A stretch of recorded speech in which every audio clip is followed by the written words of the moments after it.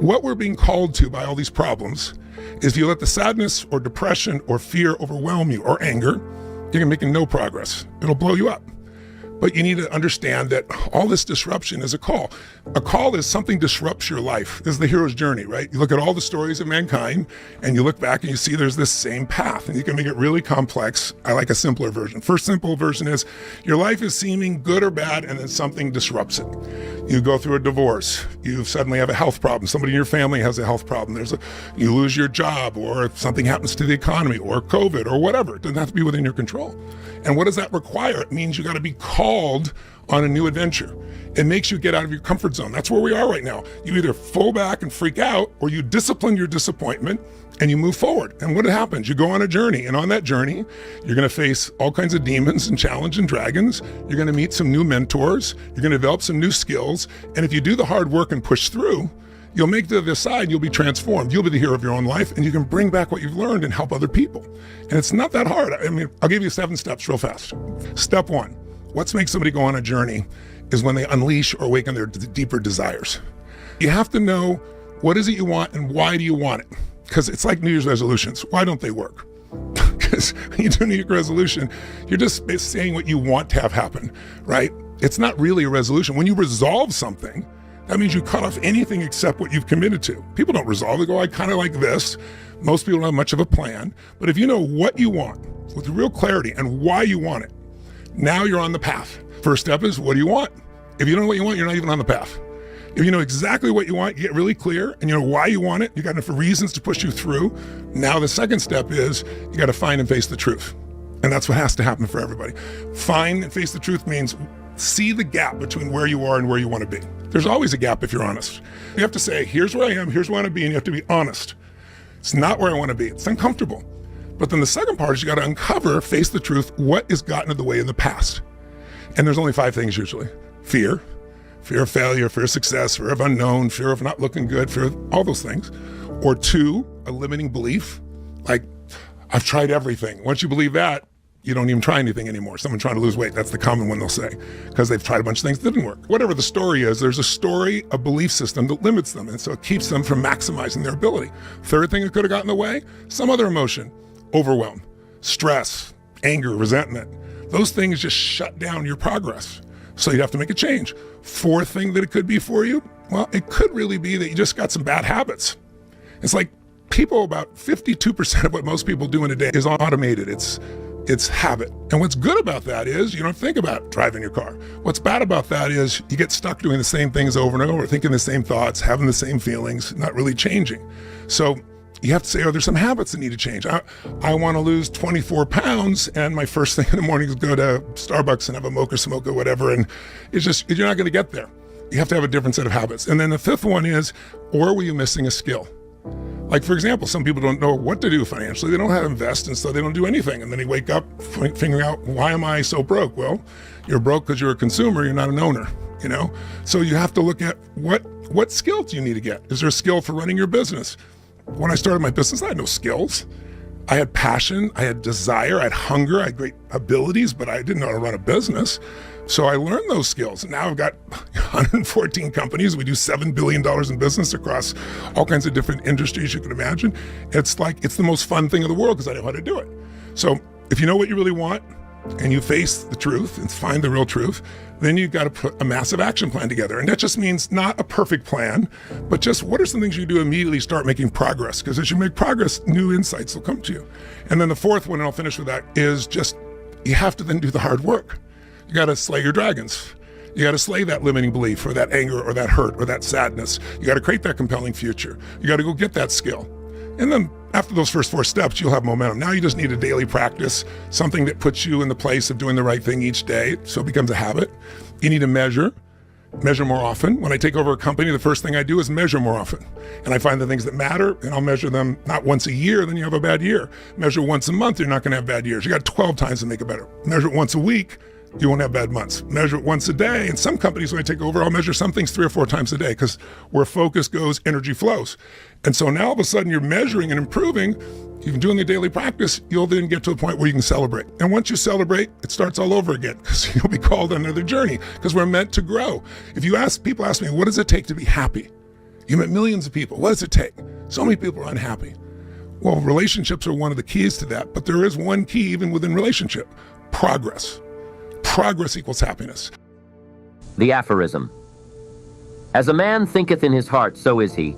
Not only embraces the whole of a man's being, but is so comprehensive as to reach out to every condition and circumstance of his life. A man is literally what he thinks, his character being the complete sum of all his thoughts. As the plant springs from, and could not be without, the seed, so every act of a man springs from the hidden seeds of thought, and could not have appeared without them. This applies equally to those acts called spontaneous and unpremeditated, as to those which are deliberately executed. Act is the blossom of thought, and joy and suffering are its fruits. Thus does a man garner in the sweet and bitter fruitage of his own husbandry. Thought in the mind hath made us what we are. By thought was wrought and built. If a man's mind hath evil thoughts, pain comes on him as comes the wheel the ox behind. If one endure in purity of thought, joy follows him as his own shadow, sure.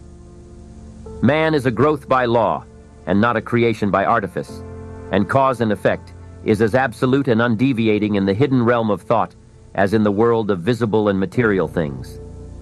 A noble and godlike character is not a thing of favor or chance, but is the natural result of continued effort in right thinking, the effect of long-cherished association with godlike thoughts. An ignoble and bestial character, by the same process, is the result of the continued harboring of groveling thoughts. Man is made or unmade by himself. In the armory of thought, he forges the weapons by which he destroys himself. He also fashions the tools with which he builds for himself heavenly mansions of joy and strength and peace. By the right choice and true application of thought, man ascends to the divine perfection. By the abuse and wrong application of thought, he descends below the level of the beast. Between these two extremes are all the grades of character, and man is their maker and master. Of all the beautiful truths pertaining to the soul which have been restored and brought to light in this age, none is more gladdening or fruitful of divine promise and confidence than this: that man is the master of thought, the molder of character, and the maker and shaper of condition, environment, and destiny. As a being of power, intelligence, and love, and the lord of his own thoughts, man holds the key to every situation, and contains within himself that transforming and regenerative agency by which he may make himself what he wills. Man is always the master, even in his weaker and most abandoned state. But in his weakness and degradation, he is the foolish master who misgoverns his household. When he begins to reflect upon his condition, and to search diligently for the law upon which his being is established, he then becomes the wise master, directing his energies with intelligence, and fashioning his thoughts to fruitful issues. Such is the conscious master, and man can only thus become by discovering within himself the laws of thought, which discovery is totally a matter of application, self-analysis, and experience. Only by much searching and mining are gold and diamonds obtained, and man can find every truth connected with his being, if he will dig deep into the mine of his soul, and that he is the maker of his character, the molder of his life, and the builder of his destiny. He may unerringly prove, if he will watch, control, and alter his thoughts, tracing their effects upon himself, upon others, and upon his life and circumstances, linking cause and effect by patient practice and investigation, and utilizing his every experience, even to the most trivial, everyday occurrence, as a means of obtaining that knowledge of himself, which is understanding, wisdom, power. In this direction, as in no other, is the law absolute that he that seeketh findeth, and to him that knocketh it shall be opened. For only by patience, practice, and ceaseless importunity can a man enter the door of the temple of knowledge. Until thought is linked with purpose, there is no intelligent accomplishment. With the majority, the bark of thought is allowed to drift upon the ocean of life. Aimlessness is a vice, and such drifting must not continue for him who would steer clear of catastrophe and destruction. They who have no central purpose in their life fall an easy prey to petty worries, fears, troubles, and self-pityings, all of which are indications of weakness, which lead, just as surely as deliberately planned sins, though by a different route, to failure, unhappiness, and loss, for weakness cannot persist in a power-evolving universe. A man should conceive of a legitimate purpose in his heart and set out to accomplish it. He should make this purpose the centralizing point of his thoughts. It may take the form of a spiritual ideal, or it may be a worldly object, according to his nature at the time being. But whichever it is, he should steadily focus his thought forces upon the object which he has set before him. He should make this purpose his supreme duty, and should devote himself to its attainment, not allowing his thoughts to wander away into ephemeral fancies, longings, and imaginings. This is the royal road to self-control and true concentration of thought. Even if he fails again and again to accomplish his purpose, as he necessarily must until weakness is overcome, the strength of character gained will be the measure of his true success, and this will form a new starting point for future power and triumph. Those who are not prepared for the apprehension of a great purpose should fix the thoughts upon the faultless performance of their duty, no matter how insignificant their task may appear. Only in this way can the thoughts be gathered and focused, and resolution and energy be developed, which being done, there is nothing which may not be accomplished.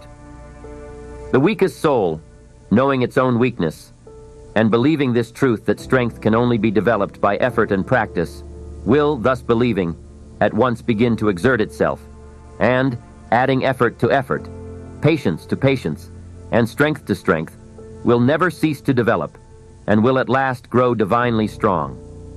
As the physically weak man can make himself strong by careful and patient training, so the man of weak thoughts can make them strong by exercising himself in right thinking.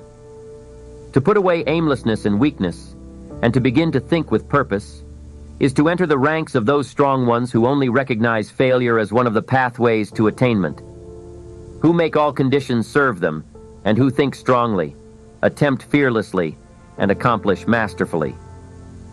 Having conceived of his purpose, a man should mentally mark out a straight pathway to its achievement, looking neither to the right nor the left. Doubts and fears should be rigorously excluded. They are disintegrating elements which break up the straight line of effort, rendering it crooked, ineffectual, useless. Thoughts of doubt and fear never accomplished anything, and never can. They always lead to failure. Purpose, energy, power to do, and all strong thoughts cease when doubt and fear creep in.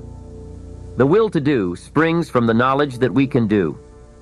Doubt and fear are the great enemies of knowledge, and he who encourages them, who does not slay them, thwarts himself at every step.